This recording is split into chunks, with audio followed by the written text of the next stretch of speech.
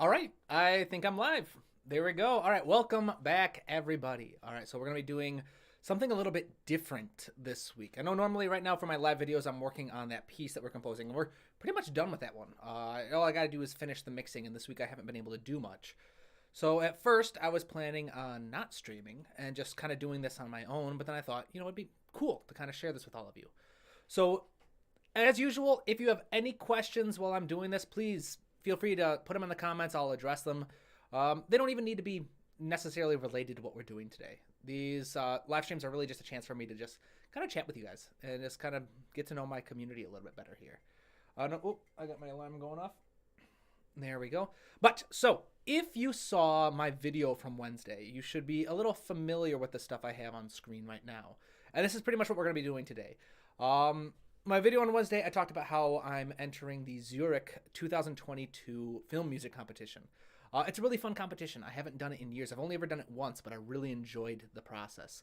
And so I thought it'd be really cool to do it again this year, but share my process with all of you. So again, if you saw that video, these should look pretty simple, you should see familiar. Familiar is the word I'm looking for. All right, these are all the questions I answered last week. These are the notes I actually take when I'm watching a film and getting ready to score it. So these are the questions I answered last week. I've answered them in the video. I shared them. And what I haven't shared, actually, is after this page. Here is the kind of stuff that I'm going to be doing next week. And I'll get you caught up a little bit on it right now, just so we can be on the same page when I start planning this theme. But we've got a scene list is the next step, and that's to really break down our film into a bunch of different themes. The idea of a theme is it's a self-contained story within a story. Typically, you want to know one of the characters wants something, they have a plan to achieve this. Because of their plan, some level of conflict takes place, and then there's a result from the conflict. Now, again, that's not going to fit every scene. Some of them are just kind of transitions. Like scene number 2 here it's just a time lapse. Or it's a time lapse and it kind of sets the scene. It gives us a little bit of information. But the whole point of trying to figure out your scene list is to make sure that you've got an idea of the flow and where the music is going to be impacted. So you want to separate if you're not working with the director, if you don't have access to a set scene list, it's very helpful to kind of think, all right, at what point am I going to have shifts in my music? At what point am I going to have to bring in a different theme? At what point am I going to have to bring in a different style or whatever you're doing? And so that's kind of what I did here for the scene list. Again, on Monday, actually, my goal is to release the next video on Monday. I should have a much more detailed video on the process I took to do this and this next part, which is what we're going to discuss today, and then move on to actually planning our themes. So after I took some time to understand this story a little bit better, which if you haven't already, the link to download this video is in the description of this stream, all right? So just if you're going to download it, I do ask that you don't close out the stream. YouTube does not like that, and it hurts the channel if it sees that people are getting on and then immediately getting off.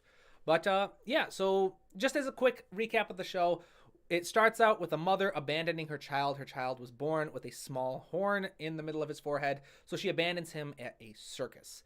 All right, and then years later, we come back to Unicorn Boy. His horn has grown quite a bit. He's working at the circus, and his mother stops by to try and get a peek at him. He recognizes her. Don't know how. I'm thinking it's probably because she looks like him. And he's like, oh, there's an older lady who looks just like me, and she's staring at me and looks sad. Oh my goodness, shock and awe. Is that her? So he chases after her. She runs away again. He catches her. She apologizes for abandoning him. And then he has to get pushed out of the way by a clown because he got in the way of like a rehearsal, and he was about to get hit by something, so the clown saves him. But during all the hectic moment in that scene, the mom abandons him a second time. She runs away. So the first thing you want to do when you're trying to figure out what kind of thematic material you need to do in a film or a story in general is you've got to really find out what's most important to that story. And so here, over a couple of years of trial and error, reading different books, trying different projects, I've got a list of questions that I actually like to answer. And one of the very first things I like to do is I try to list every single character in the story. And I try to figure out what their function in that story is. John Truby has an incredible book called The Anatomy of Story. He talks about several different roles. Now, in a short film, we're not really going to come across all that many. Not everyone's going to have a fake opponent ally or a fake ally opponent or whatever you have. But we are going to have a protagonist. and we're also going to have an opponent. And the main idea of a protagonist isn't necessarily that they're the best character, they're the nicest character, they're the good guy. But so it's more focused on the protagonist is the character who drives the action of the story. So, not gonna lie, the first few times I watched this short film, I genuinely thought Unicorn Boy, because they never name him, so that's just why I call him UB for short. Unicorn Boy. I thought he was the protagonist. I thought he was the one that this film was about. But the more I watched it, the more I realized he's not really the protagonist. And that's why these questions are so important. I started to realize he's not actually driving the action of the story. He's more of like a silent narrator or a story lens through which we see the story take place. But it's really the mother who drives the entire action of the story. She's the one who abandoned him. Years later, she's the one who comes back to try and sneak a peek at him. When he notices her, she's the one that decides to run away. And when he catches up to her, she's the one who decides to abandon him again. All four of those actions make up the entirety of our story. They drive the story. So even though she's not the most sympathetic character, she is still the protagonist. And that's going to be very important when we start to look at what themes we need to write. All right, so Unicorn Boy, if the mother is the protagonist, that makes Unicorn Boy the opponent. Again, an opponent or antagonist in a story isn't necessarily a bad person, not necessarily a villain. Whether or not you are a good guy or bad guy has nothing to do with whether or not you are the protagonist or antagonist. It has to do with who is driving the story with their goal. In this case, the mother's goal is to live a regular life, and we'll get into that in just a moment. And Unicorn Boy is the antagonist because he's the one that wants to compete against that goal. He wants to meet his mother. He wants to confront her. He wants to know who she is. But if she's confronted by a guy with a unicorn horn in the middle of his forehead, that kind of threatens her way of living normal and blending in with the crowd. So I went through, I figured out more about each of these characters, and we'll get into that again in another video. What we're doing today is I've taken all these notes and I want to actually start planning my themes.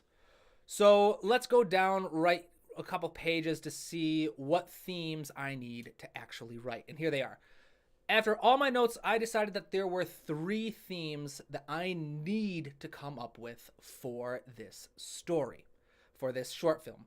At the very core of this entire story is the idea of a desire to want to fit in versus the actual happiness that comes from accepting yourself.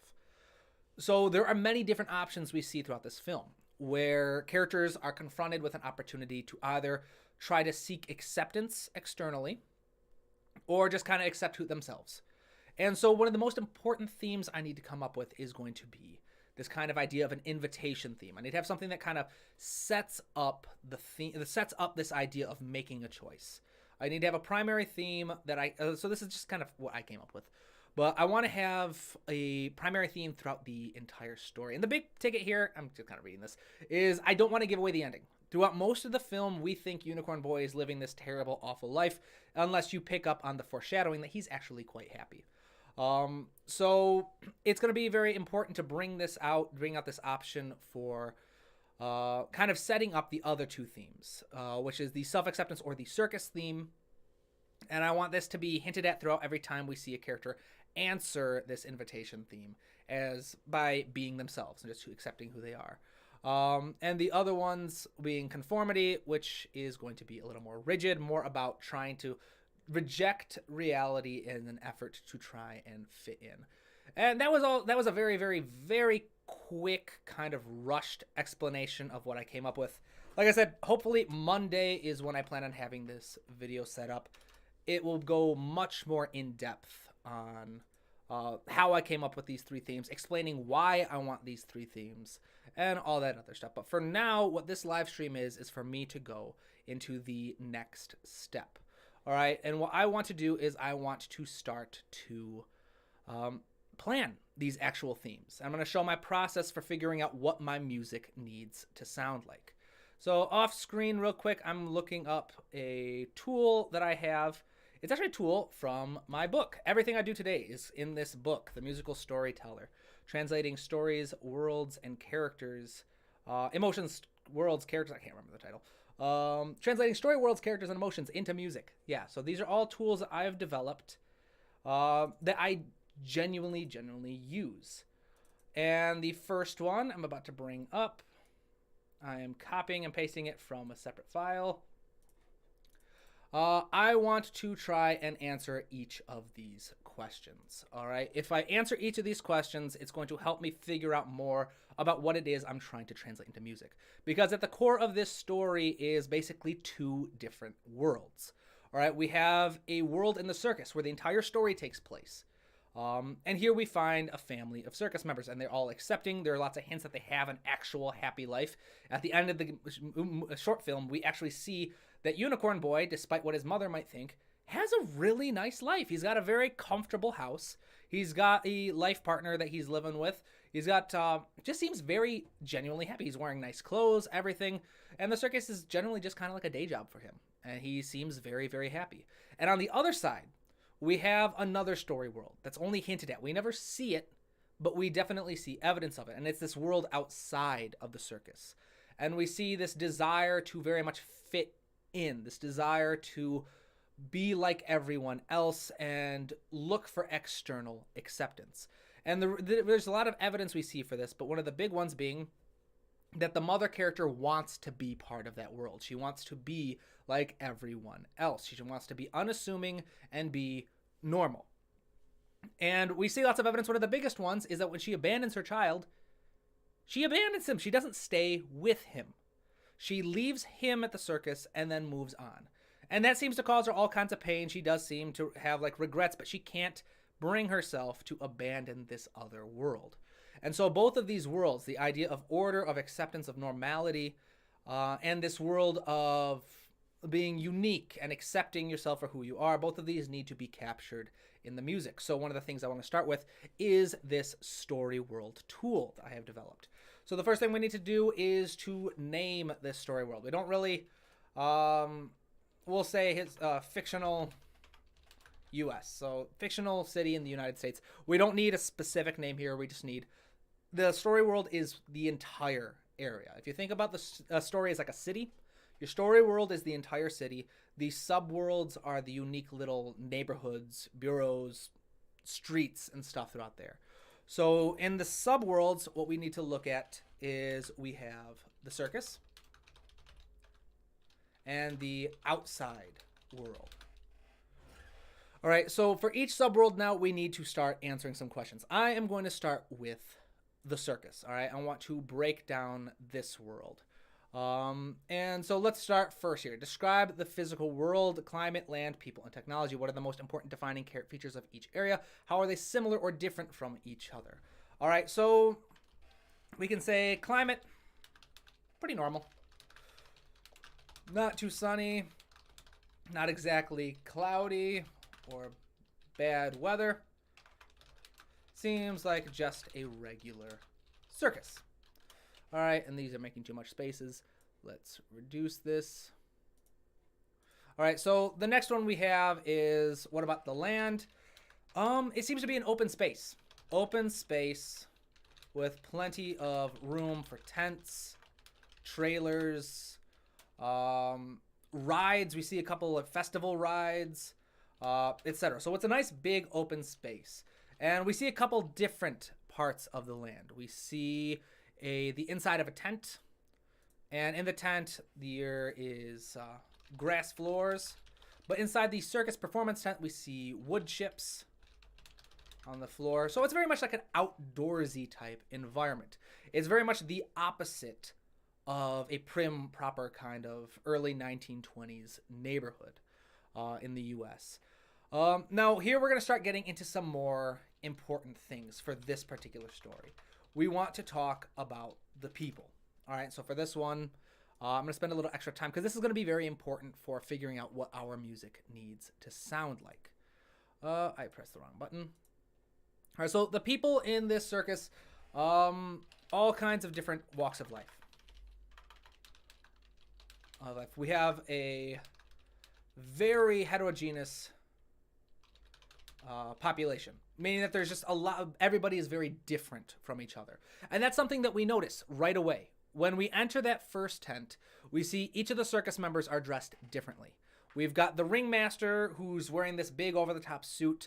We've got Unicorn Boy who's dressed like, of course, kind of like like a horse kind of thing. They've given him fake fur and stuff. He's got his horn that's real.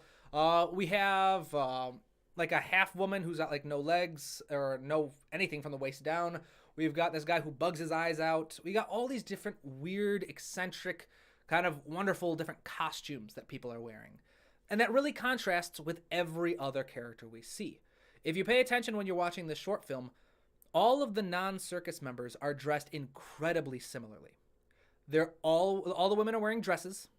Almost all of them are wearing hats. The only character I really noticed sticking out as not wearing a hat was the mother character. She's the only non-circus member that I noticed who's not wearing some sort of hat. And that might be important to the story. I would probably say it's most likely more about logistics because she takes off running for most of the movie. And so it'd be kind of hard to keep a hat on if you're running. But who knows? It could be all kinds of stuff. But there's just a lot more variety in this subworld. And that's something that we're going to have to keep in mind in the music. So this entire process, this entire idea is trying to get an idea of thinking about what these worlds are like. How would we describe these worlds? What are we seeing? What are we experiencing? Because once we're done figuring out everything we can about this world, the next step is going to be to address our 9 parameters of music, being texture, timbre,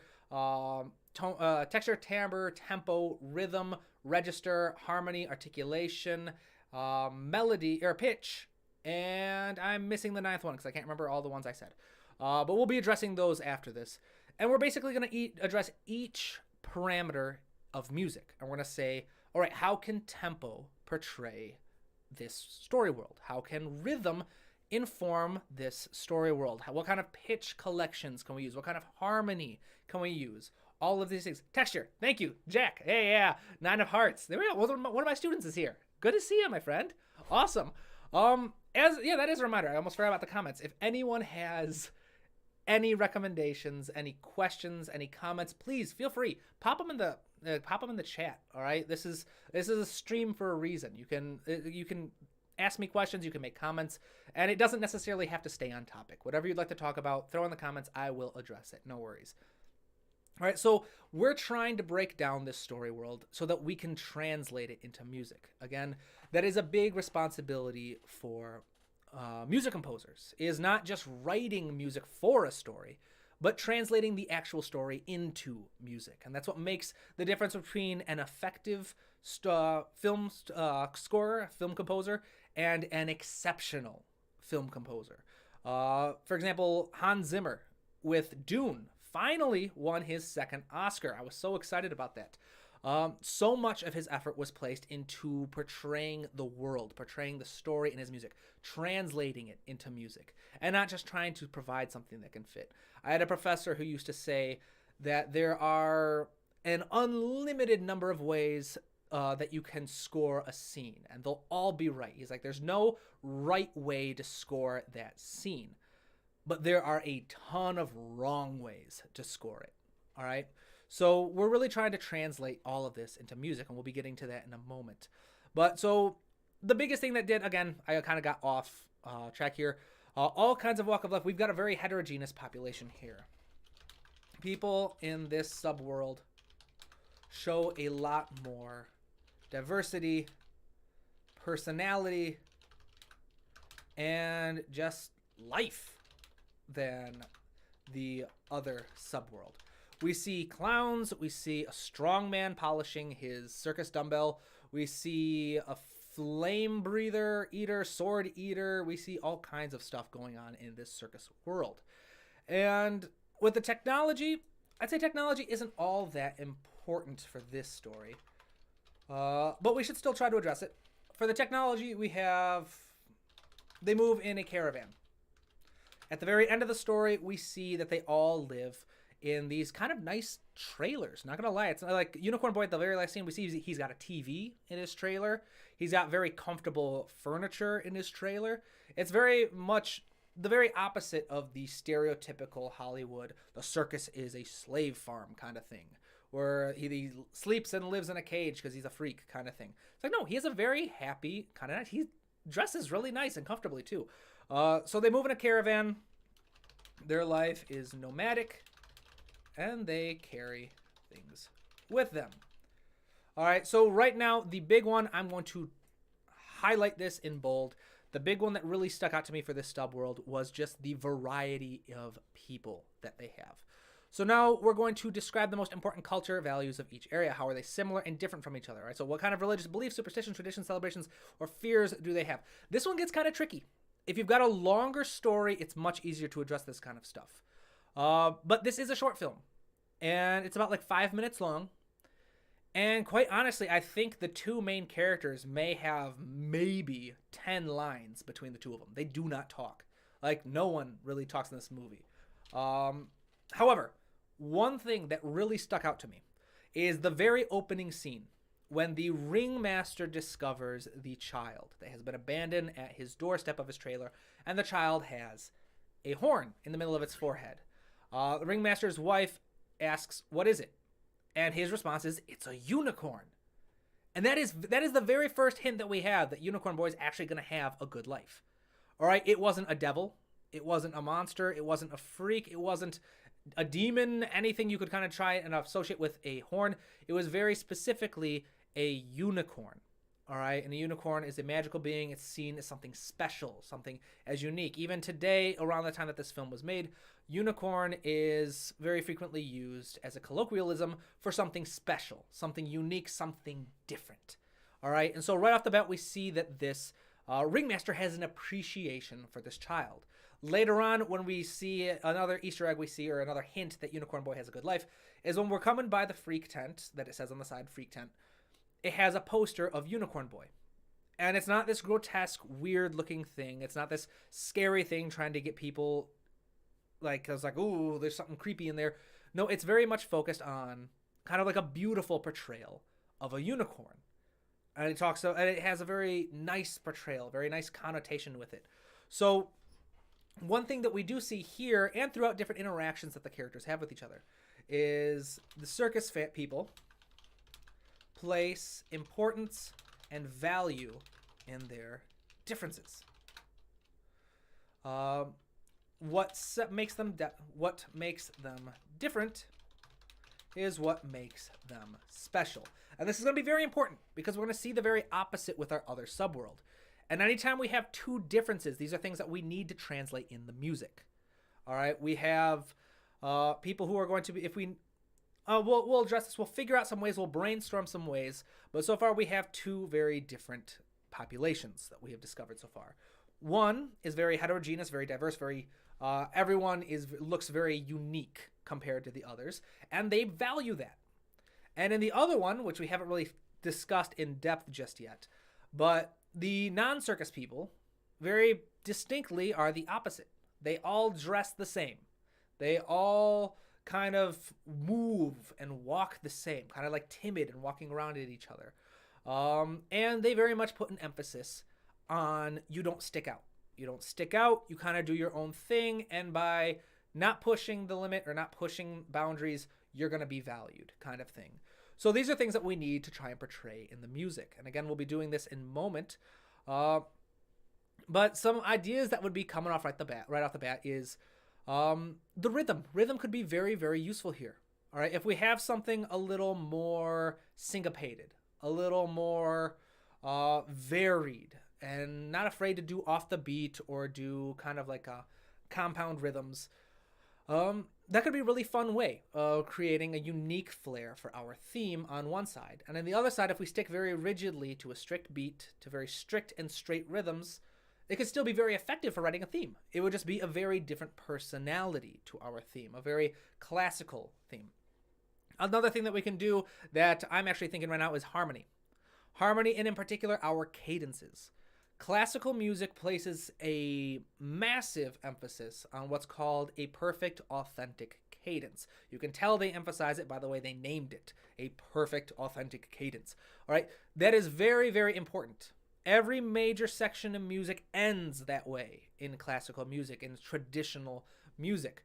And that is not true with folk music. One of the biggest things you can do right off the bat to try and give your music a more folky type feel to the sound, or more like a cultural feel to the sound, is to use modal cadences, or to completely avoid that perfect authentic cadence, because a lot of folk music has more modal roots, a lot more modal transitions. So using something like a modal Dorian cadence could be very useful here. We could try something Mixolydian, even Phrygian. Phrygian being the mode known for being exotic flavors. Could be very effective here, using a very traditional Phrygian way of resolving to our tonic center. So these are different ways that we're going to try and translate these themes into music and try to translate them. But let's see. So we do have, that's something important to them. Do they adhere to these values or do they not practice what they preach? They seem to adhere to them quite well. All right, so here we are. They practice what they preach. Everything seems to be quite happy. The circus members seem to be quite confident.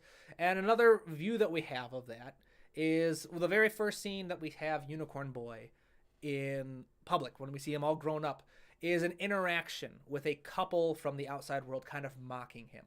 All right, a young lady blows him a kiss, calls him beautiful, and then laughs. And then her paramour, her boyfriend, her boy toy, or husband, or whatever, also laughs with her. If Unicorn Boy was used to, if he was just kind of like timid, he would just try to ignore it. But what we see is he very deliberately rolls his eyes at them. Right? He rolls his eyes and he keeps going. Anytime you have sarcasm like that, or you roll your eyes, something, it's going to be a little indicative of some level of self-esteem, of self-worth. It's almost like, it's very different from being in a position where you have no power to a position that you have some power. If any of you have ever worked retail, I'm sure you have also experienced just really stupid idiot people being rude or kind of living their own life. And you can get a bit snarky with them too in response. Because at the end of the day, you don't answer to them. And so that's the first kind of clue we have at that. Like I said, I'll be discussing this a lot more in depth in the edited video on Monday.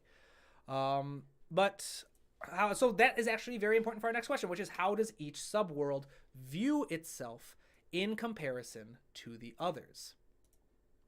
And this is very important because that scene I mentioned, Unicorn Boy rolls his eyes at that couple and he keeps just doing his job. He doesn't do it timidly. He doesn't do it as if like, oh, I might get in trouble if I do this. No, he's like, all right, you're a bunch of idiots. I'm going to keep working. This is what I got to do. This is just my life. All right. Almost like working in retail.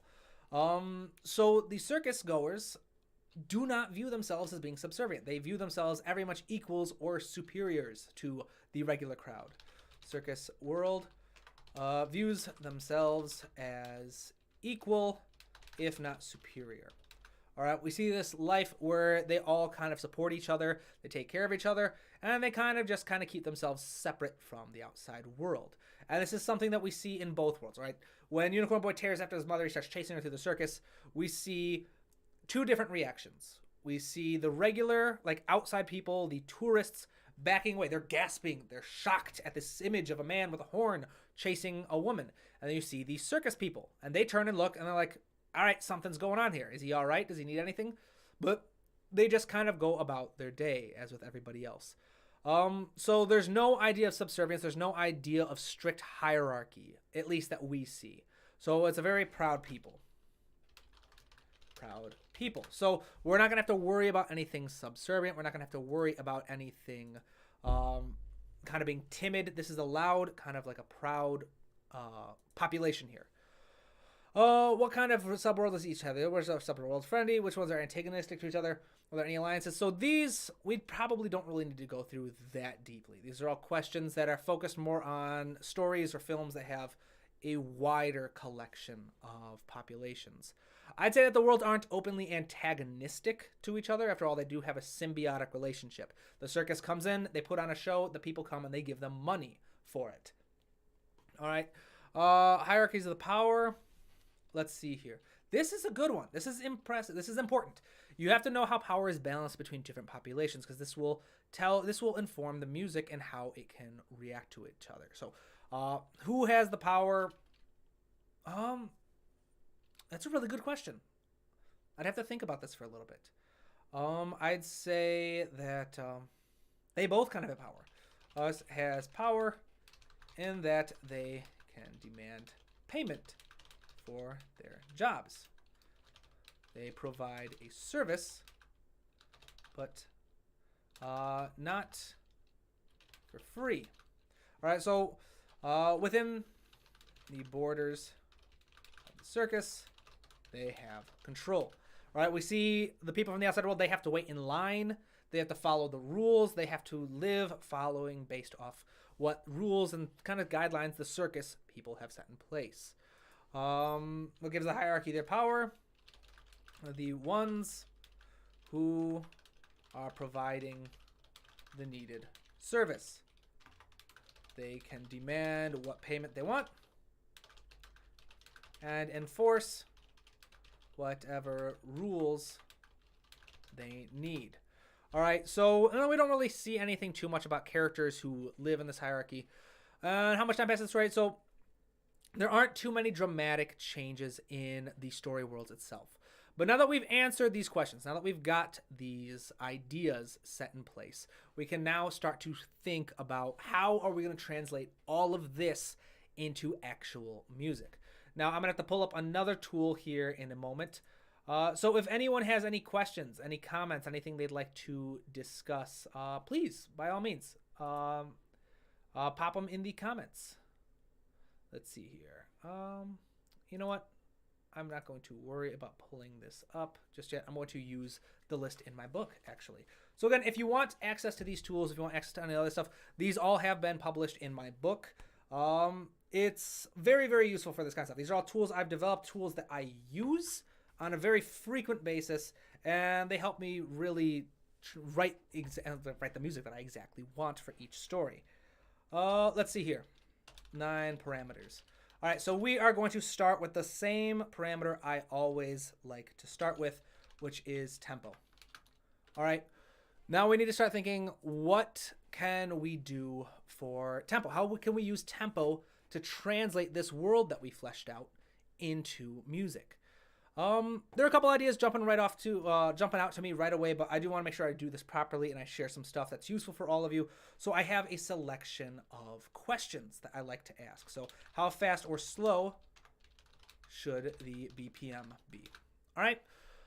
So this can be a bit tricky. All right. So we have basically 3 general camps. All right. We have at the super low end, about 60 beats per minute. That's 1 beat per second. On the very extreme end, we have about 160 BPM. All right, we have 100 beats between those two to work with. So right in the middle, we would have 60 plus 50. We'd get to about 110 BPM. And you know what? That's actually about where I'm going to put it. I think nothing too extreme. Let's keep to around, we'll say 90 to 120 BPM. A nice average moderate tempo. We don't need too much energy here. We don't need too much like morose atmosphere. We're doing pretty well with that. So let's think about our pulse now. How should the pulses relate to the BPM? All right, so if you're not aware of what the concept of pulse is kind of like your translation of tempo. Tempo is your expression of how the music is organized through time. How fast is it moving? How slow is it moving? Whereas pulse is, what do you do within that pace? Do you go faster? Like if you have a BPM of 90 beats per minute, like thump, thump, thump, thump, that might be a bit faster. But is your music going to be sticking strictly to that tempo? Thump, thump, thump, thump. Is it going to be going faster? Da da da da da da da da da da da da da da da da. Or is it going to be kind of going slow? Bum, bum. It's kind of where's that accent at? Where are you going to be feeling this? That's a kind of like a quick explanation. I've gone over pulse a little more in detail before. I definitely go over pulse a lot more in the book. Actually, the example that can help a lot of people is from Attack on Titan. Vogel im Kampf has a very slow BPM.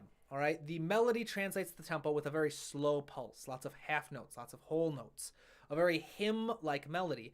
And underneath you have these percussionists who are just blitzing away at very fast subdivisions. And this contrast of 2 different interpretations of the same tempo. One using it to go slow, the other using it to go fast, creates a juxtaposition of energies that ends up with lots of tension. So here, I want to keep this a little easygoing. There's not a lot of rush, not a lot of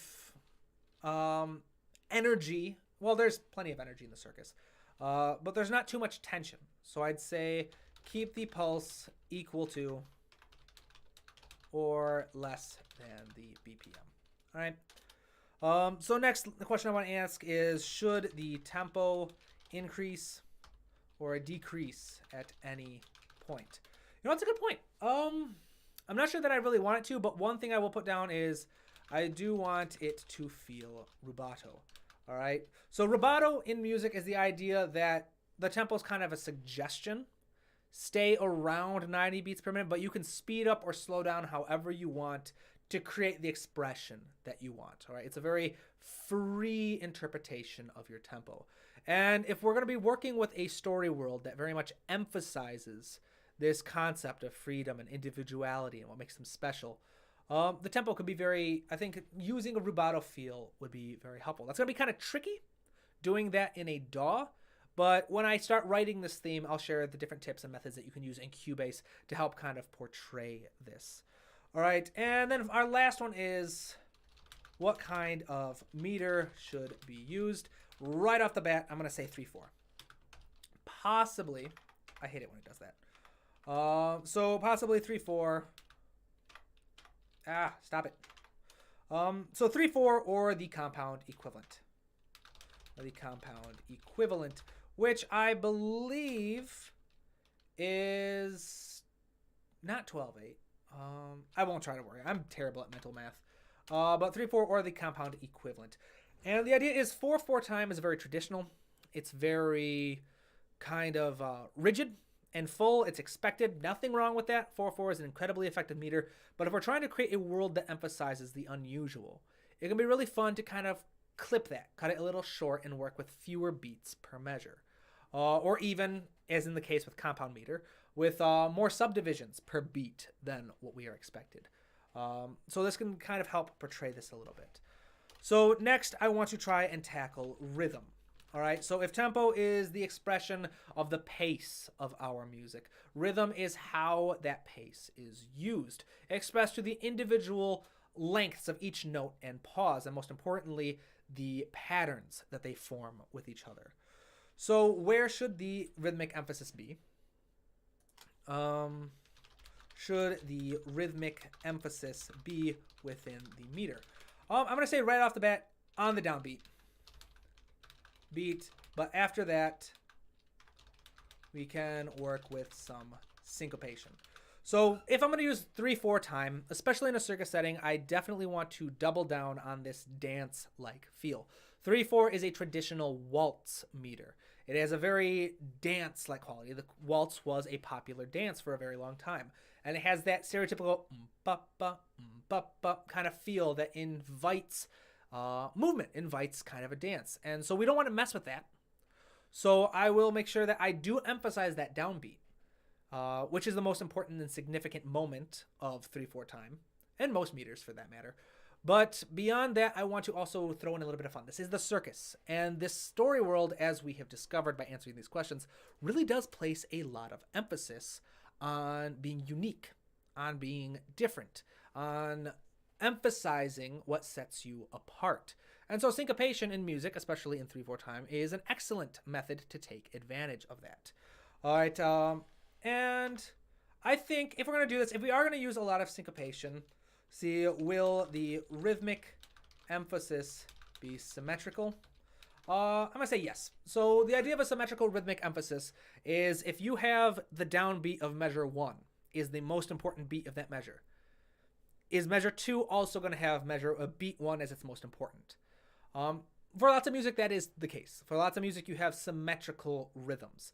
Sometimes if you want to add urgency, if you want to add tension or kind of an exotic feel, you can play around with these asymmetrical rhythms, these different rhythms. So I will, but for this time around, I am going to focus on symmetrical rhythm to attain the dance-like quality of the meter. Because again, I do want this to be playful. I do want it to feel like a dance. And so if we get too asymmetrical with our rhythms, that's going to throw that off. It's kind of difficult to dance to a meter that is all over the place, to a rhythm that is all over the place. So if you want something to be danceable, you want it to be, at least on some level, somewhat repetitive or reliably repetitive. All right. So syncopation, the next question that I have is about syncopation, but I already answered that.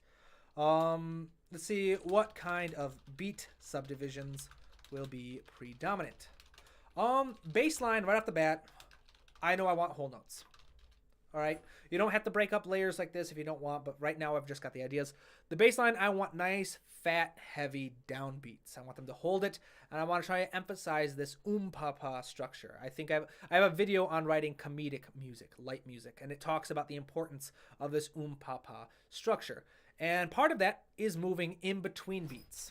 So harmony, I'm going to say, is eighth notes, because eighth notes are the longest division that can reliably get you between beats.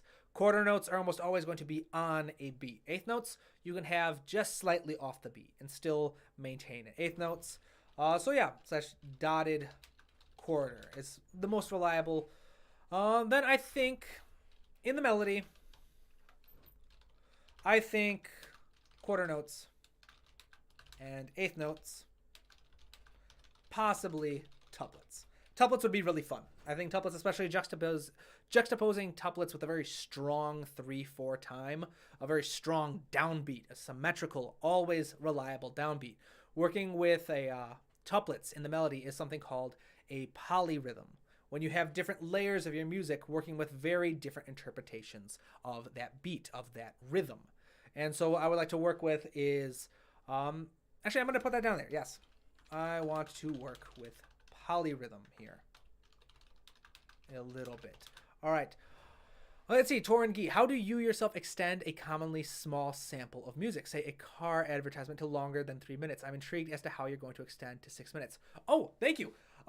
Yeah, so this is actually going to be something that we'll be addressing in the series, but I can talk about this right now. Anytime I need to lengthen a piece, one of my personal go-to strategies is reharmonization. All right, I love playing with harmony. It's one of my favorite things to study. It's one of my favorite things to work with. And so if I have a nice strong theme, you can of course add some variety here and there. But one of the simplest and best ways you can lengthen it is by simply repeating the melody, but with a different harmony. That can be a different tonal center, that can be a different key, it could be a different harmonic language. One of the things I like to do quite frequently is if I'm working with triads in one edition of the melody, what happens if I suddenly drop it?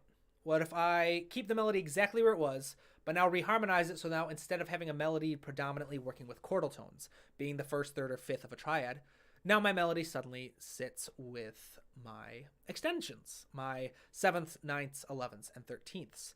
It gives a very, very different mode. That's actually something I do quite frequently to create a bittersweet sound in my music. If you've listened to my latest post of original music, I shared a quick piece, a couple short pieces I was commissioned to write. And the first piece and the last piece are the exact same melody. There's some slight differences, but what makes them sound so dramatically different from each other is how they are harmonized.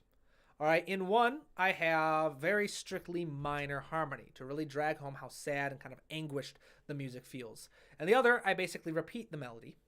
But this time I have reharmonized it, dropping those chords a bit lower to put them in more of a major key. But because the melody has remained the same, it's not part of that major harmony. It can still be supported by it, but it still holds a bit of a melancholic feel. It doesn't belong to those major chords underneath. You won't find a lot of the notes in the melody in the underlying harmony. But because I was very careful with the chords I chose, I could make sure they still worked. And if you want to learn more about how to do that, I recommend checking out my video on 5+ note chords, or like extended harmony. It's part of my harmony series, and how to find out which notes actually work beyond a chord than just the ones that make it up. But yeah, so for me personally, reharmonization is the biggest one. I can also provide a few contrasting themes, a couple space, and also reorchestration. And this is why I often say that harmony and orchestration are the two strongest skill sets you can develop as a composer. Harmony can completely change the context of your melody if you just reharmonize it and find different chords to work with it. And so can reorchestration. A melody line played by the flute in its middle register is going to have a ridiculously different personality when played by the trumpet in the exact same octave. Going from C5, or the C above middle C, to high C in the flute is going to sound very, very different than doing the same octave in the trumpet. The flute will sound sweet, it will sound lyrical, it will sound at ease. That is a very easy octave for the flute to play. The trumpet, the higher it gets, the more air it's going to require, the more pressure it's going to require. You're getting to the upper range of the trumpet near the end of that octave. And so it brings in all this sense of urgency and power that translate to the sound. So yeah, thanks. I hope that works. Anytime you need to lengthen it, try reorchestrating, try reharmonizing. All right? Awesome. Thanks. I hope that helps. But moving on here. And yeah, anyone else who has questions, please feel free to pop them in the comments. I'm more than happy to talk about. I don't need to get through all 9 parameters today. This is something I'm going to do on my own anyways, no matter how far we get. We've got about 15 minutes left. Because this is all stuff I'll be tackling in the actual edited videos for the channel that come out on Monday and Wednesday as often as I can get them. But what kind of subdivisions will be predominant? That's what we left off with. So we've only got a couple more questions with rhythm. So how frequently will rhythmic patterns repeat, if at all? Oops. I need to set this back. I'd say it's pretty repetitive. I'd say rhythm will be important to the motif. So probably every other measure or so, with some variation. That's typically my answer to this question. This question isn't all that useful as compared to some of the other ones I'll be bringing, but I always leave it in because sometimes if I'm working with something a little more erratic, I like to focus on bringing out a lot more. I try to do lengthen it. Maybe no rhythmic ideas repeat until the end of an 8-bar phrase or whatever. So the last question we have, let's see here. What kind of variation can be introduced to each repetition to continue development? That's a good idea. So the idea here is you're trying to think of how is your rhythm going to develop as part of your melody. And this is coming back to the idea of telling a story. Now here we are at a circus, all right? So I think the idea of, we've talked about the different characters, how they emphasize, how they value differences between each other. They value the uniqueness between each other. And yet they all still support each other. They all believe that they belong to the same community. They have each other's back. We see that in the different ways different characters interact with each other. So I'll say variation can switch rhythmic emphasis, that's accents, and subdivisions at the beginning, but should all end very similarly, rhythmically. I think finding a consistent rhythm to come back at the end of each phrase will be important to kind of like bringing home this idea of all belonging to the same subworld. Even though we can emphasize differences between different repetitions of the theme, having a solid rhythmic motif that comes back at the end of every phrase to help unite it, provide that kind of that glue between the different worlds that stick together. And of course, these answers, of course, I probably should have said, are incredibly subjective. Like I said, I had that professor who said there are a million right ways to score a scene, but there are very few wrong ways. All right, so any way that you feel you can use these parameters to help tell your story. Whatever way you can think of these parameters as inspiring your story or translating your story, as long as it works for you, it should be fine. There are only a few very wrong ways to do it. So one thing I would say is I probably, for this, wouldn't go with a very sad, low energy, pitiful kind of sound because it just doesn't match. I mean, it might match with our first viewing of the film. It might match when you think, oh, this poor guy, he's been condemned to the life of a freak show member kind of thing. But that big reveal at the end shows, no, he's very happy. He likes his life. He has a very good life. And so if the music is 100% sad, if it's 100% down and in the gloom, in the dumps, it's not going to portray this really well. A couple other ideas that get a little more specific, I would probably say shredding on an electric guitar with a screamo singer for your main theme probably wouldn't work too well. It would take people out of the story. But who knows? I am not one to tell you how to write your own music, all right? So our next parameter is pitch, all right? So for this, this will be an interesting one, all right? This is where I really start to think about the personality of my melody and starting first and foremost with what kind of chordal tone Oops. What kind of chordal tone to non-chordal tone ratio will you use? So this is kind of ideas like how strictly related to your harmony is your melody going to be?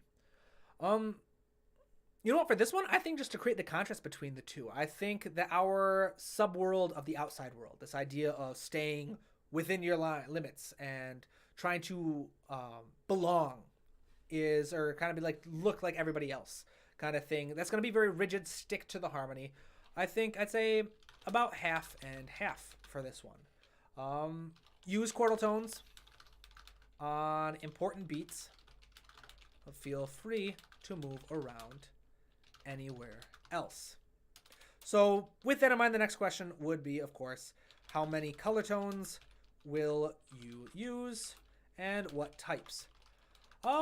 For this, I don't want to get too far away from the chord because that might sound a bit too jazzy, but I think sevenths and sixths will be fair game on strong beats. This goes back to what I was talking about earlier about reharmonizing. When I talk about using color tones or chords that don't strictly belong to the harmony underneath, you can definitely use those. All right, you can use them anywhere in your melody, but where it really has the strongest impact is on the downbeats. So in 4/4 time, that's beat 1 and 3. Anytime you use a note that does not belong in the chord below it on one of those two beats, it is going to have a very, very dramatic impact on your sound. In 3/4 time, that's more of the downbeat. Just beat number 1 is the strongest. And so that's what we're going to be focusing on. I think I can probably get a 6th and 7th. You know what? I'll also say 9ths. 6th, 7th, and 9th. 7th, 6ths, and 9ths. And 9ths. Beyond that, we're going to start getting a little too jazzy for my like. I'm not really going for a jazz type feel for this theme. But we can see, are there any specific intervals I want to use? This is a good one. All right, so the idea of, I do have a very, very old video on this channel about the emotional connotations that each interval tends to have.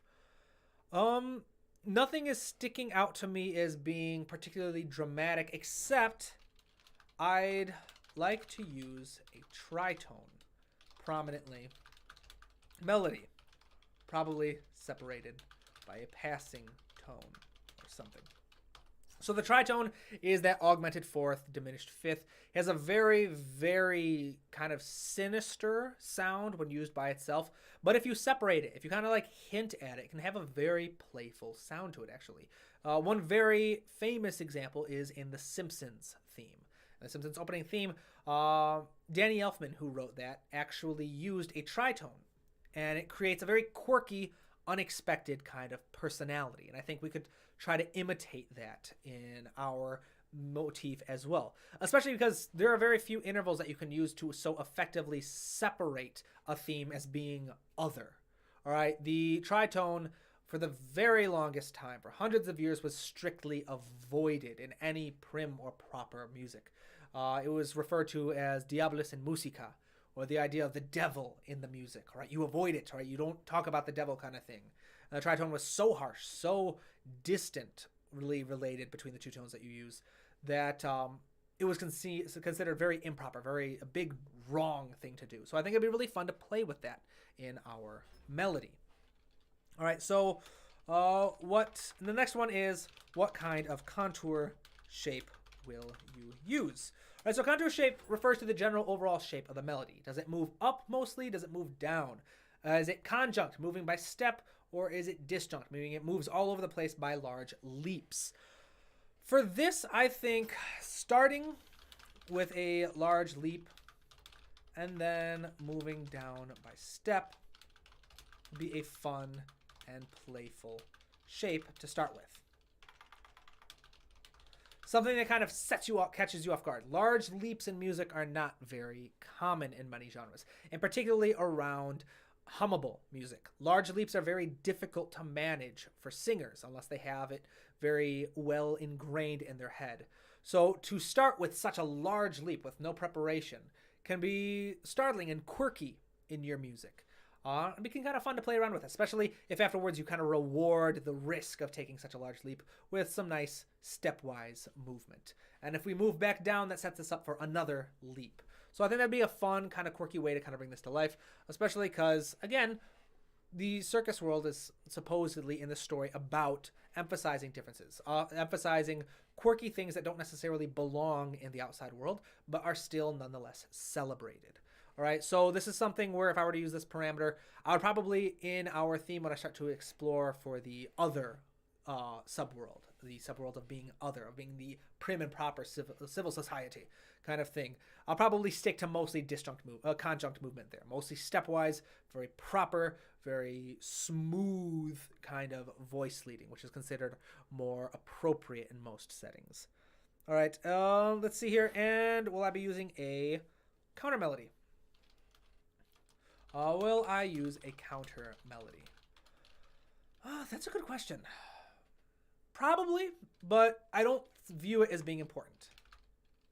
I might, but it doesn't seem all that important at the moment. All right, so we have now gone through tempo, rhythm, and pitch. I'll probably do harmony before staying on for a couple more questions. So if you do have any questions, please, now is probably final call. Pop them in the comments. I will answer each question you share, as long as, of course, it's not too personal, not inappropriate, anything like that. Anything music related, I will do my best to answer. But what I'm doing here is I'm going to go through each of these questions for each of these 9 parameters. Being, I'll actually write these down for you. Sorry, the 9 parameters are tempo, rhythm, pitch, articulation, harmony, timbre, register, dynamics, texture, and yeah, those are the 9. All right, so I'm going to go through each of these. I'm going to address each of the questions I have for these. I'm going to kind of answer them. I'm going to try to think, how can I use each of these parameters of my music to tell this story, to capture this story world? And then when I have this huge list of information, I'm going to go through and I'm going to highlight whichever ones stick out to me as being the best ideas, or the things I think are most important to telling the story, or do the best job at capturing what I'm trying to portray. And that basically will end up giving me a nice parameter. So right off the bat, some things I'm thinking that are going to be particularly important is going to be the polyrhythm. All right, the polyrhythm and the 3/4 time are going to be particularly important. Those are things I do not see myself deviating from. Those are things I think are very important to portraying this subworld in my music. When we get to harmony, something else that's going to be very important to me, I want to use modal harmony. All right, I do not want to use traditional functional diatonic harmony. I want to borrow, in particular, from the Lydian mode, which is considered quirky, fun, and kind of a little bit magical to a certain degree, and Phrygian, which is considered exotic, different, out there. I want to use some techniques called modal reharmonization, which I'll be discussing when I'm writing those themes for the YouTube channel. And those are things that I'm going to find are very, very important to this theme, things that I'm going to try and stick to that can help portray this story. So actually with that, it is 4:27. I'm probably going to call it here. Any questions, please put them down below. This tool and all the questions I've been using are found in my book, The Musical Storyteller, Translating Story Worlds, Characters, and Emotions into Music. You can, it's a great support. If you want to support the channel, you can purchase it. It's a great book, if I do say so myself. And it really takes a lot of the guesswork out of how to come up with your own themes, to figure out how these things are supposed to sound. All right, and it gives you a great way to start. And for me in particular, why I develop these tools is it fights writer's block very well for me. And it helps keep me from banging my head against a keyboard, because when I'm done going through each of these 9 parameters, I'm going to have a very specific idea of what my music is going to sound like. I'm going to know what harmonies I want to use. I'm going to know what shape my melody should be. I'm going to know what rhythm and tempo I want to use. There's going to be a lot less experimentation and a lot more moving forward, knowing exactly what I want to write. So with that, I think we'll call it here. All right, so we didn't get through the whole thing. That's all right. Like I said, this is just kind of, I wanted to show a bit of my process. I will be sharing all the final information in the edited videos on Mondays and Wednesdays through this process. So we will eventually come back to this theme after I first cover the scene list and all the information I learned about the characters in the story world and such. And once we have these 9 parameters out, I'll be doing a video where I'll have my most important parameters. I'll say, these are the things I decided is what I need to do for this theme. Here is how I wrote the theme. All right. So with that, yeah, I'll stand for a few more minutes. If anyone has any questions, please feel free to pop them in the comments. I'd be more than happy to address them. But going back to Torrin's question real quick. Matt Lewis, no worries, Matt. Let's see. Yeah, have a great day, Torrin. Thank you for stopping by. No worries, Matt. I'm on for a couple more minutes. If you have any questions, I'm more happy to address them. But basically, for a summary of what we did, I shared some of my notes I've taken over the past few days that I will be putting in a YouTube video later about just different questions I asked myself to figure out what is most important for understanding your story and knowing what you need to write. And so I basically shared the 3 themes I realized I need to write. All right, I need to write 3 different themes, and part of those themes I want to have a better understanding of the story worlds. So I shared a tool from my book, which is how I translate story worlds into music. I answered each of these questions to get a better idea of what I'm trying to portray with music. And then I go through 9 different parameters of music with specific questions, answering specifically how could this be used to portray this in the music. Once I have all these questions answered, I'll go through and figure out which ones are the most impactful, which ones I think are the best ideas, and I'll use those to inform my sketching when I start to actually write the music. Let's see, it's available for download. These notes are not available yet. However, I will be making some of them. For example, my outline, you'll notice that I have a lot of stuff down here that I haven't answered yet. This is actually an entire PDF. This is a tool. This is my spotting process that I use for every single film I score. This is what I used for the play I recently wrote music for. This is basically helps make sure that I have a process available. And I'll probably make this available on my website once the series is a bit deeper in, once everybody understands how to use these tools a little bit better. But yeah, I will be making my notes available. So that's the long way of answering that. The tools, the questions I ask are all found in my book. So I've got a tool here for figuring out what to ask about story worlds, what to ask about characters, for emotions, all of that, as well as each of the questions I have developed for the 9 parameters. Each of the questions I ask myself every single time I'm trying to write a theme. So yes, awesome. Awesome. 9 of Hearts, do you have any videos discussing cadences? I've heard the term a few times before, but don't quite understand it. No, I actually don't. I have one written, actually. I have a script written, a video on cadences that I haven't discussed. No worries, we can actually discuss that in one of your lessons. 9 of Hearts is one of my students. So yeah, we'll actually talk about that on Tuesday. How's that? All right. I'll discuss cadences as part of our harmony lesson on Tuesday. So good, because cadences are important. You have the perfect authentic cadence is the default for lots of classical music, not used as commonly in film music, but you have deceptive cadences. So the perfect authentic cadence is when a 5 chord moves to a 1 chord. A deceptive cadence is any times a 5 chord moves to anything other than a 1 chord. The most common type being other tonic functioning chords, so typically the 3 or the 6. And this is all has to do with a major key kind of thing. You know what? Maybe I'll do a live stream one day if I get more people who submit questions. And I can just answer any music theory questions you guys have. But yeah, no worries. 9 of Hearts. We can discuss that in your lesson on Tuesday. All right. Atlas, do you use modulation much? Key change, and will there be possibly video for the best way to do it? Yes, actually, yes. That's I do use modulation quite a bit. I like to use it to tell a story. All right. So generally, when you're modulating, if you move to a key with more sharps or move to a key to the right side, moving clockwise on the circle of fifths, it has a brighter kind of like higher energy feeling to it. When you move counterclockwise on the circle of fifths to a different key that direction, it has kind of like a darker release of energy, like a release of tension kind of feel. So one of the simplest ways you can do this is actually to use a common chord. All right, so find a chord that both keys have in common. All right, on one hand, you're playing in one key. You arrive at what is called a pivot chord, which is the one chord, at least one chord that they both have in common. You play that chord, and immediately afterwards, you just switch to the new key. All right, and by playing that chord, it belonged to the first key, so it sounded good, and then it belongs into the new key, so of course it sounded somewhat smooth. That's one way. I actually finished the outline for the book that I'm working on, and I go in depth on different modulation strategies and different cadences you can use. Matt Lewis, am I still taking on students? Yes, I do have a couple more spots. For private lessons, you can check my website. I do a free intake, which is 1 hour where we just chat with each other, right? So for that is we chat with each other. I figure out what your background in music is. We discuss what your goals are. Just got to make sure that we don't have to like waste the first lesson trying to figure out what it is you want me to teach you. After that, the lessons where I actually start to teach you things based off what you want to learn, what your strengths are, what your background is, fill out your gaps, help you achieve whatever kind of goal or vision you have for your music.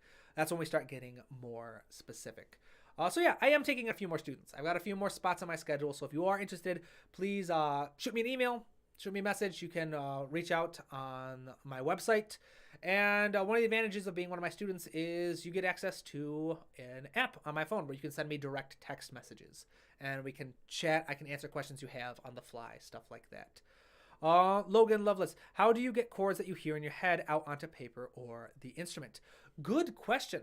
All right, so there's a lot of different ways I could answer this. There's a lot of different things that I could focus on there's a bunch of different theoretical, but you know what? I'm going to take your question for face value. If you have a specific chord in your head that you are trying to play, that you hear a certain progression in your head, the best strategy I have found is focus on the root note. All right, what is the lowest note of that chord you are hearing in your head? Find that note on the piano and build the chord from there. All right, one of the easiest ways to recognize a chord progression by ear, if you ever take ear training classes, is not to try and focus on understanding the exact chords being played, but to identify the bass line. If you can identify the bass line and the relationship those notes have, the bass line is the most important layer of your harmony. In fact, after melody, your bass line is the most important layer in your music, period. I was just discussing this on a live stream on Patreon.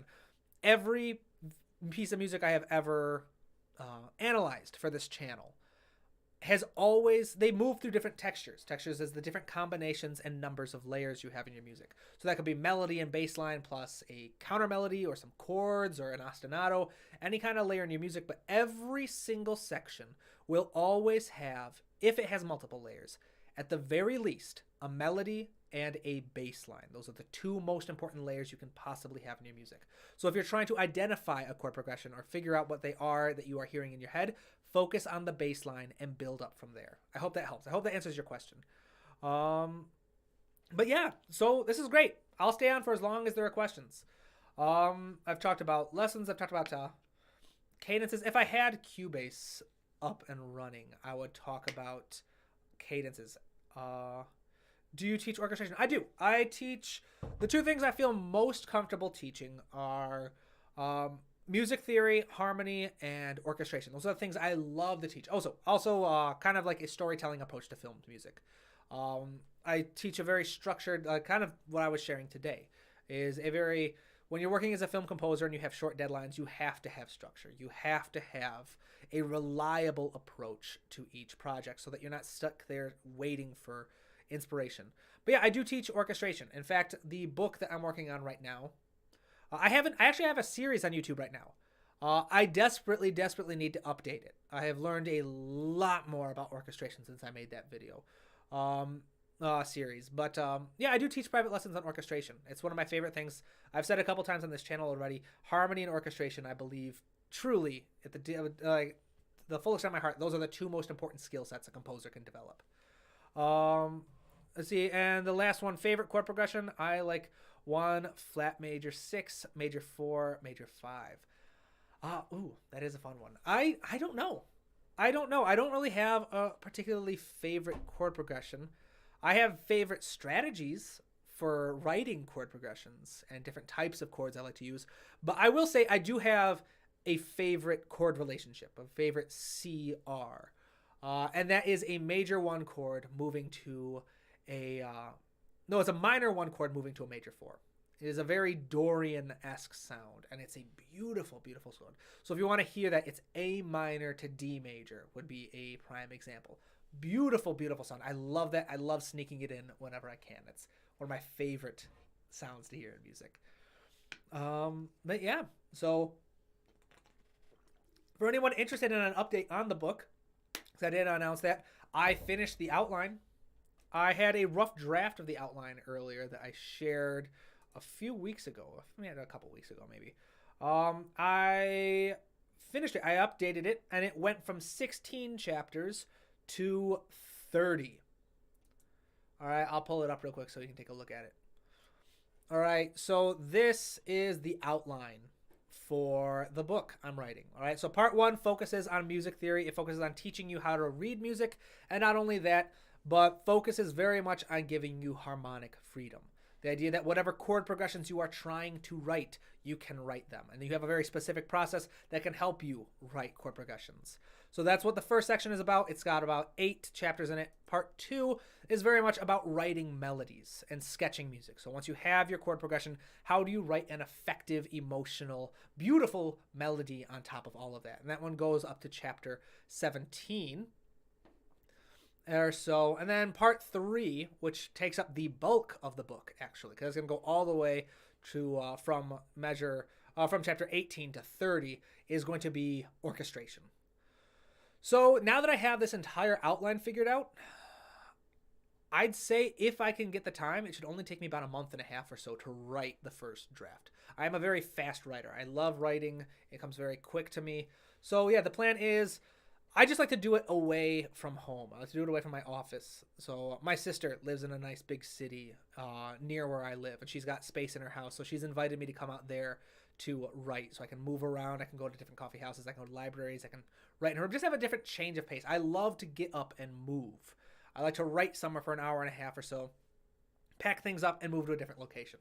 It's just how I can keep writing for like 8 hours in a day. But the goal is once I have a draft of the entire book written, I want to, hopefully, if there's interest, maybe get a Kickstarter started to help fund the book so I can get it professionally edited. So I can get it to look over, get a cover designed for it, and then make it more widely accessible. My first book right here, which I'm very proud of, I only have a limited number of actual physical copies. Most of the copies I sell are digital, either a ebook or an audiobook. And this one, and I am unfortunately limited to shipping in the United States. So I'm hoping the next book I can try and get published. I want to keep it cheap, but I would like to make it more available to a lot more people outside of just the U.S. Let's see, do you teach orchestration? Let's one thing. Hi, Steven. Hey, Aditya. Good to see you. I hope you're still on. Sorry, I just got your comment now. It's always great to see an OG of the channel stopping by. Matt Lewis. Ooh, orchestration chapter. Yes, I have 17 orchestration chapters in there. Where am I right now? I am in Michigan in the United States. I'm a very proud resident of Michigan. I love my state. Absolutely beautiful state. I love, I grew up a lot of time camping. And so there's no better place in my mind to go camping. But yeah, that's a good question. I used to be very anal about trying to hide my location online. And I'm probably not going to, I'm not about to share my address or anything. But no, yeah, I figure I've mentioned it in passing. I've worn University of Michigan apparel here and there. I figured people probably know at this point. So yeah, I'm not going to try to hide it right now. I'll be getting the audiobook for work. Awesome. Thanks, Matt. Yes, this is it is. I am quite proud of this book. It took me about like a week to write, which I'm also very proud of. And it contains all the tools that I genuinely use. A sample of the audiobook is actually available on my YouTube channel. The chapter on emotions and using and how to figure out how to portray emotions in music is available. It's the pinned channel, or the featured video, I think, on my channel. So if anyone's interested in learning more about writing emotions in music, or just kind of sampling the book, that's available there.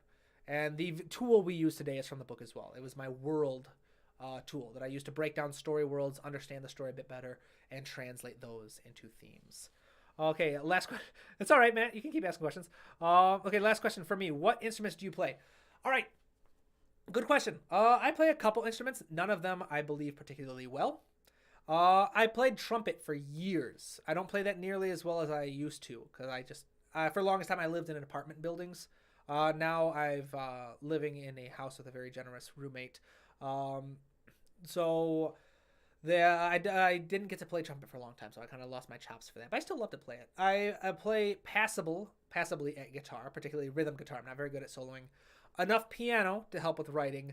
But the one I'd say I'm most proficient on is actually singing. So I auditioned for Berklee with voice. And I got accepted off voice. And so that was my primary instrument. That's pretty fun. I took that was kind of my gift to me for the longest time. If you've read my bio on my website or something, there was a period in my life where I was trying to move away from music. I was trying to get away from it for a multitude of reasons.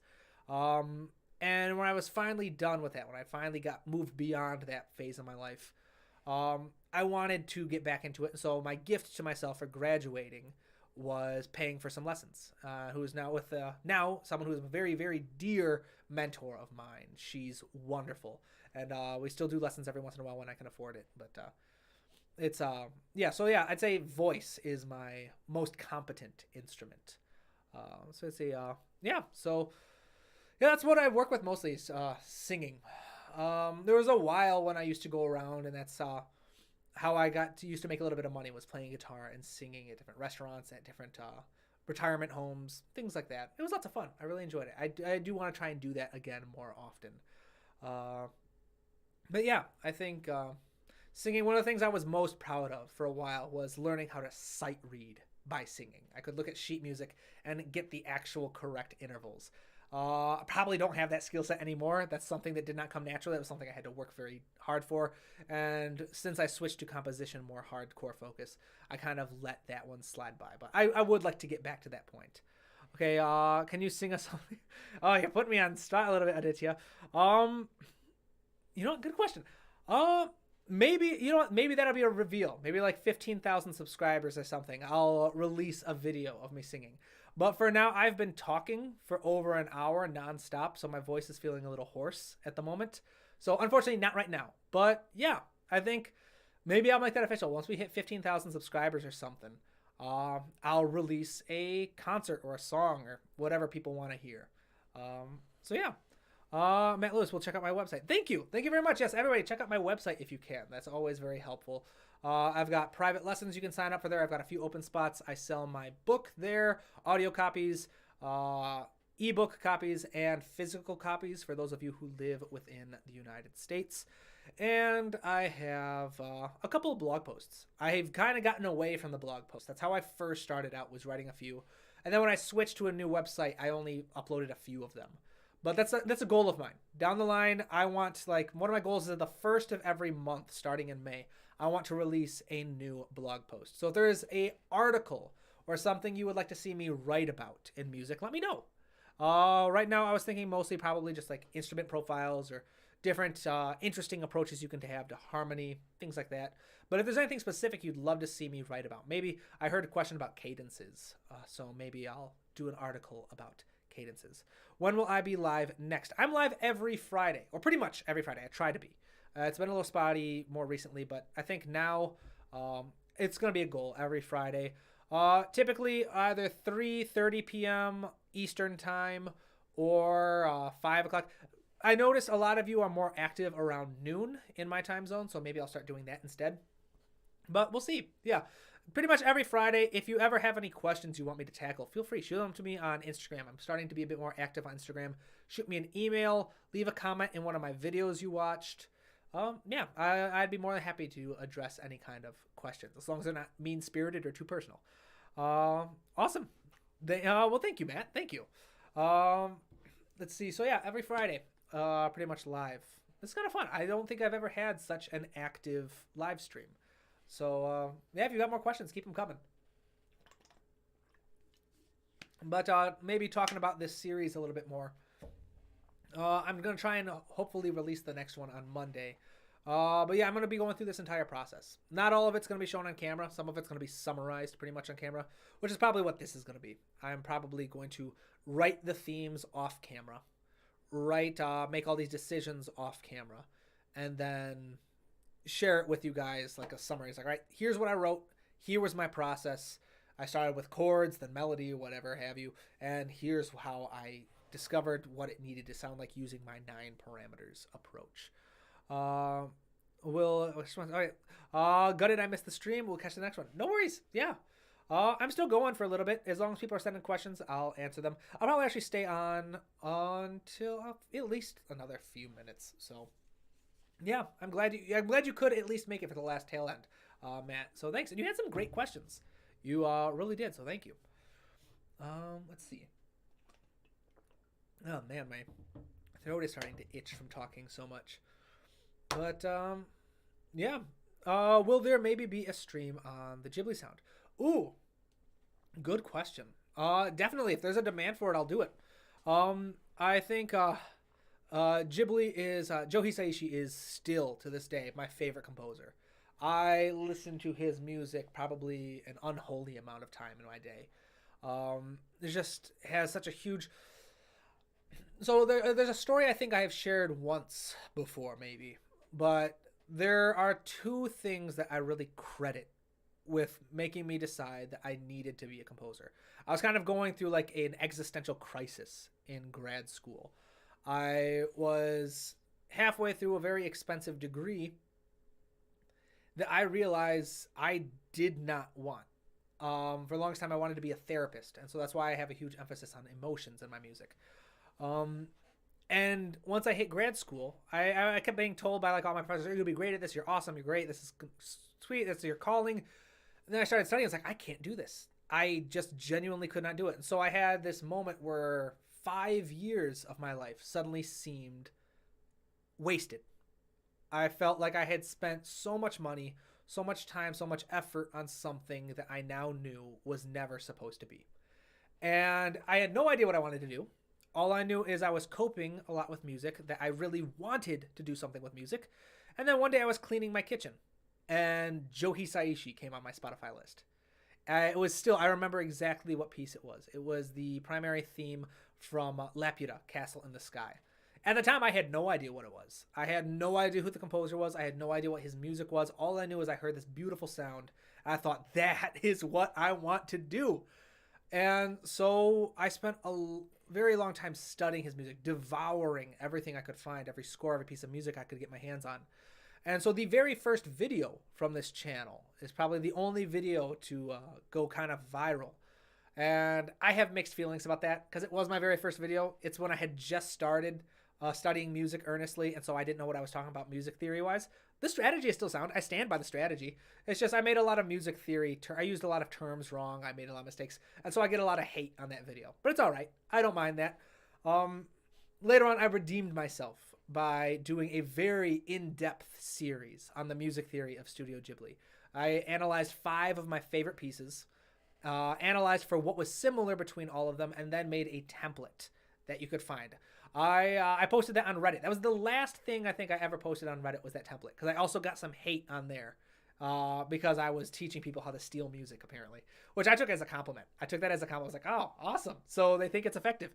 But yeah, so I'm not very active on Reddit. I don't know why.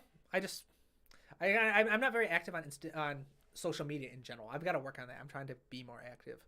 But yeah, I still love to talk about Studio Ghibli music. I still love to listen to it. I still love to write pieces like it. So yeah, if there's a demand for it, I would love to do a live stream about it. Maybe that's something in the next live composing series. We can focus on creating a Studio Ghibli-esque style piece of music. I say, will there be a stream on Ghibli? The video is awesome. Oh, thank you, Matt. Aditya, Ghibli or Hans Zimmer, your favorite composer? Oh man, you're asking tough questions. I have tremendous respect for Hans Zimmer. I love Hans Zimmer. In particular, him and Tom Holkenberg, I have tremendous respect because they inspired me not only to be a composer, but to also want to teach the things I learn as well. I took Hans Zimmer's class and I loved it. I am a huge fan of Junkie XL's YouTube channel. And this idea of these masters of their crafts taking time to train the next generation, train the next line of composers. And so that's one of the reasons why I also wanted to share things I was learning. That and also because I got very resentful at times at how hard it was to learn some of this stuff. I was like, well, if I'm going to go through all the trouble, I'm at least going to share it. And in particular, I think Dune is actually my favorite film score. But in terms of favorite composer, I do have to go Joe Hisaishi.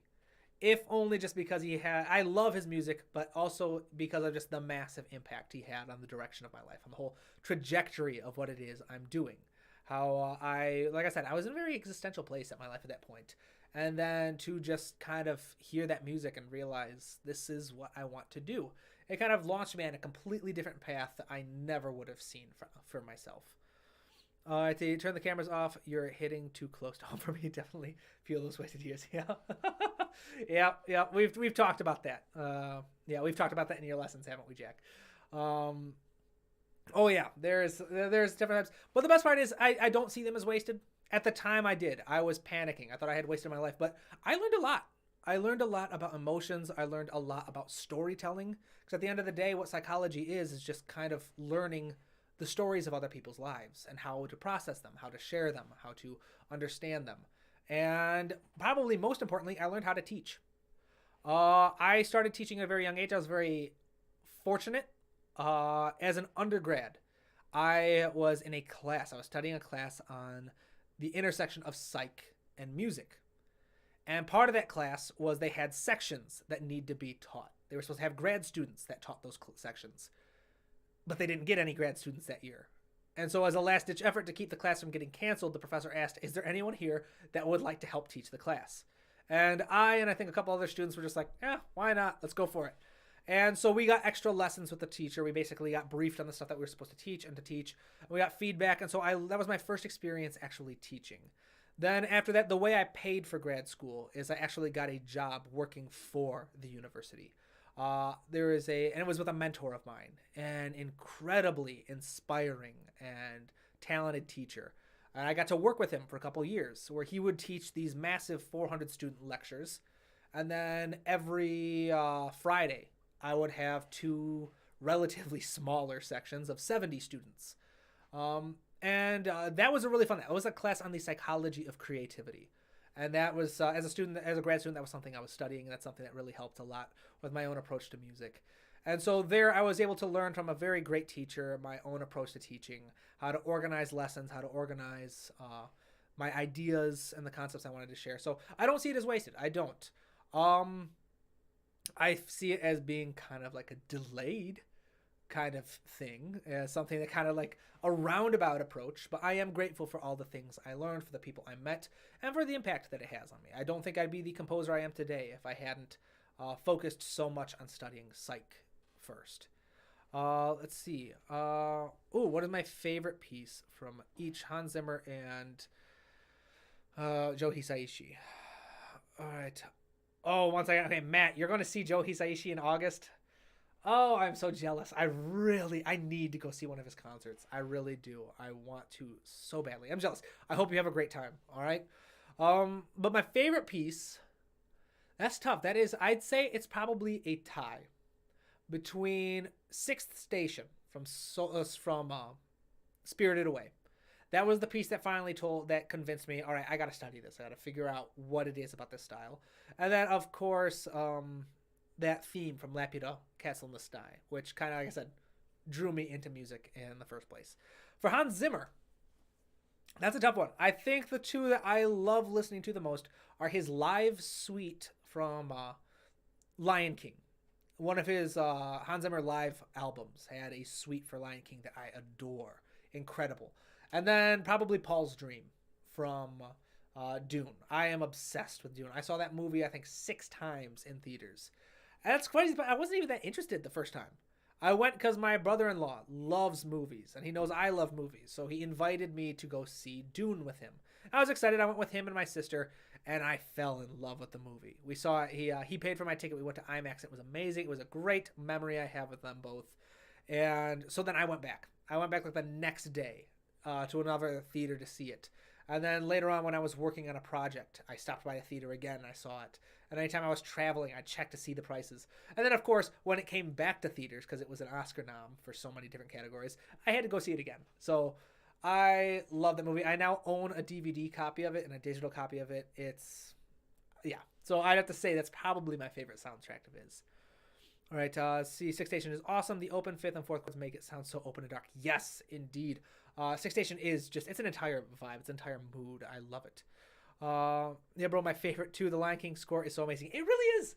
It's, the songs are amazing, but people sleep on that score a bit. It did get an Oscar, so I'm glad he got that. But that music is just incredible. All right, so it is almost 5 o'clock. I have been on this for an hour and a half, which is half an hour longer than I normally stream. This is officially my longest stream. So, final questions, let them fire, and I will be heading out in just a few minutes.